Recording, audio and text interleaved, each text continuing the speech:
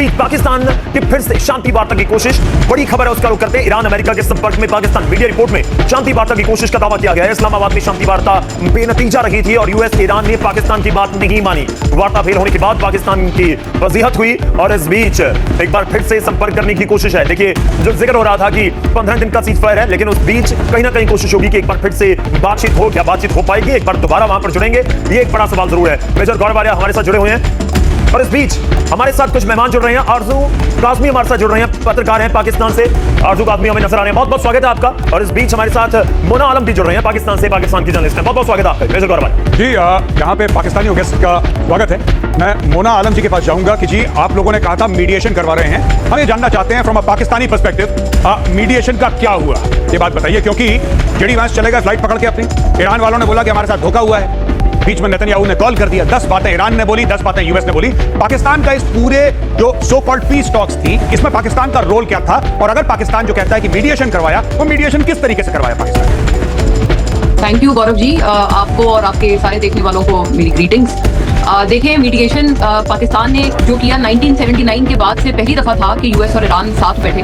मेरे प्रोग्राम में एक बहुत टॉप मिनिस्टर है गवर्नमेंट के, उन्होंने हमें ये कहा, मतलब उन्होंने कहा जाहिर है हम मेजबान थे, हम मीडिएटर्स थे, हमारे पास सीक्रेसी का उसूल हम उसके पाबंद हैं कि हम बताए नहीं या हम रिवील ना करें। बल्कि हमारा मीडिया भी बड़ा नाराज हुआ इस पर कि हमारी गवर्नमेंट ने क्यों उनको कोई चीज़ रिवील नहीं की, तो खबर नहीं दी। तो वो बार बार ये कहते रहे कि एक सीक्रेसी का उसूल हम फॉलो कर रहे हैं। एनीवे द सेम मिनिस्टर, उन्होंने खैर ये वाली बात एक कल मेरे प्रोग्राम में भी की है कि ईरान और यूएस ने ना सिर्फ 1979 के बाद से वो पहली दफा एक टेबल पर बैठे, बल्कि डिनर भी जो दोनों साइड थी उन्होंने इकट्ठे किया है, जहां पर जो हालात थे एक दूसरे के जान के दुश्मन थे दोनों मुल्क, इसमें कोई शक नहीं। और वो आए, वो बैठे, पाकिस्तान यही कर सकता था, राइट? मतलब एक मिनट, सॉरी मैं आपको बीच में काट रहा हूं।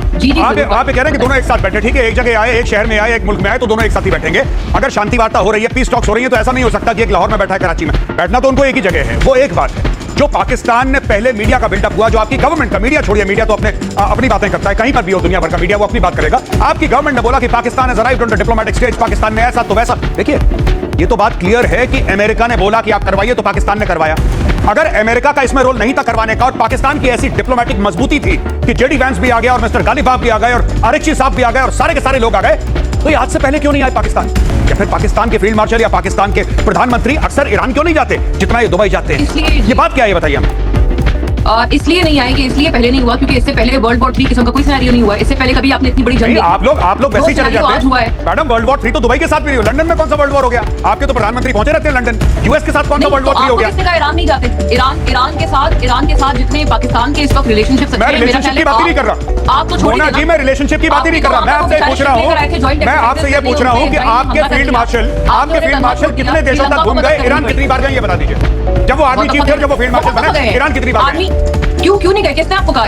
ईरान से हमारे जो डिप्यूटी प्राइम मिनिस्टर हैं इसहाक डार, उनके मैडम मैं बात कर रहा हूँ आपके फील्ड मार्शल की। आपका फील्ड मार्शल पिछली बार ईरान कब गए?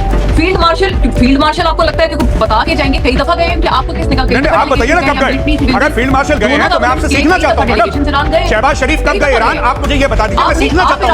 आप ईरान के, गौरव जी मैं समझ नहीं पा रही हूँ, आप ईरान के मैडम गौरव जी को छोड़िए, दोनों गौरव हैं, दोनों गौरव को छोड़िए। मैं तो ये जानना चाहता हूँ कि शहबाज शरीफ पिछली बार ईरान कब गए? आपको ईरान ने दावत नहीं दी, आप बिल्कुल बिन बुलाए मेहमान की तरह। सुनिए, ये सब ईरान ने दावत नहीं दी, ये सब गरीबों वाली बातें, ये गरीबों वाली बातें मत करिए। यहाँ पे ईरान ने दावत नहीं, गरीबों वाली नहीं। आप ईरान के अंदर हमारे hundreds of millions of dollars का इन्वेस्टमेंट आप छोड़ दीजिए, आप छोड़ दीजिए। आप ये बताइए आपका फील्ड मार्शल क्यों नहीं गया ईरान? आप ये बताइए आपका प्राइम मिनिस्टर क्यों नहीं गया ईरान? आपका पड़ोसी है, आपका पड़ोसी है। आपने तेल क्यों नहीं खरीदा ईरान से? आपने तेल क्यों नहीं खरीदा ईरान से? आज इस्लाम का हवाला देके पूरी दुनिया को चूरन पाकिस्तान भेज रहा है चूना। मोना जी, आपका फील्ड मार्शल क्यों नहीं गया ईरान, ये बताइए। आपके यहाँ पर बेचारे मैडम आपका फील्ड मार्शल क्यों नहीं गया? आपका सफेद सालार क्यों नहीं गया ईरान? इतनी इस्लामी दोस्ती है, आलम इस्लाम का बेताज बादशाह पाकिस्तान न्यूक्लियर वेपन स्टेट क्यों नहीं गया ईरान, ये बताइए। आपने मुझे लगता है कोई ज्यादा एनर्जी ड्रिंक पी ली है, जब उसका एक आप हाइपर हुए वो आपके सर से उतर गया। मैडम एनर्जी ड्रिंक तो पाकिस्तानियों ने भी रखी है। पाकिस्तान नॉर्वे बन जाएगा, पाकिस्तान स्विट्जरलैंड बन जाएगा, पाकिस्तान पता नहीं क्या बन जाएगा, क्या बन जाएगा। और जो आप मुझे कह रही हैं एनर्जी, सुनिए एक बात, मेरी बात सुनिए। नहीं मोना जी, आपका फील्ड मार्शल कब गया था बताइए? आपका कब गया था फील्ड मार्शल? मैं आरजू जी आपसे सवाल लेता हूँ। मोना जी गोल गोल घुमा रही है यहाँ पे, ये गोल गोल घुमा रही है हमें, क्योंकि इनको पता है कि ISI घर के नीचे खड़ी है, काली वीगो लेके, इनको पता है। मैं आपसे पूछता हूं आरजू जी, पिछली बार कब गया था आपका फील्ड मार्शल या आपका प्रधानमंत्री ईरान कब गया था? और ये इस्लामिक भाईचारा कब पैदा हुआ? देखिए, मुझे तो याद नहीं पड़ता कि वो लास्ट टाइम कब गए थे ईरान, लेकिन ये जरूर है कि अमेरिका दोनों गए थे। और इस वक्त यहाँ पर जो भी आपने देखा इवेंट करवाया गया या मीटिंग जो करवाई गई है वो शायद अमेरिका के कहने से ही करवाई गई है, क्योंकि ये भी कहा जा रहा है कि डोनाल्ड ट्रंप को थोड़ा टाइम चाहिए था ईरान वॉर जो चल रही थी या जो अटैक्स चल रहे थे उसमें से। तो पाकिस्तान ही एक ऐसी कंट्री है जो मदद कर सकता था, क्योंकि ईरान के साथ भी हमारे टर्म्स हैं और अमेरिका तो वैसे ही आजकल आरजू जी, हमारा ईरान लड़ता के हुआ साथ है। आपके टर्म्स कैसे हैं, यही तो मैं जानना चाह रहा हूं, कैसे हैं? आपने कौन सी इन्वेस्टमेंट कर दी ईरान की? क्योंकि 80 मुसलमान थे, तुसी भी मुसलमान था, इतनी बात है। आपने करा क्या ईरान के साथ, ये बताइए कि आपके टर्म्स अच्छे हैं। ये मैं समझना चाह रहा हूं आपसे कि आपके टर्म्स क्यों अच्छे हैं, किस तरीके से अच्छे हैं। आप जब तेल बेच रहा था ईरान, तब पाकिस्तान ने तेल नहीं खरीदा। पाकिस्तान ने बोला अमेरिका से डर लगता है, अमेरिका सैंक्शंस कर देगा। जब पाइपलाइन बिछाने की बात थी, ईरान ने बोला कि 18 अरब डॉलर का फाइन लगवाएंगे, 18 अरब डॉलर का जुर्माना होगा।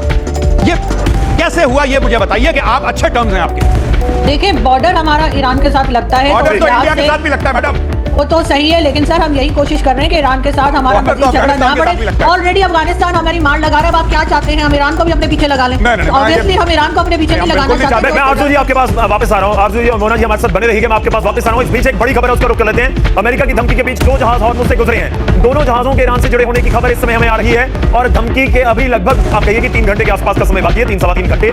और इस बीच वहां से 2 जहाज गुजरे हैं, दोनों ईरान से जुड़े हुए बताए जा रहे हैं। इस बड़ी खबर के ऊपर और जानकारी लेंगे, लेकिन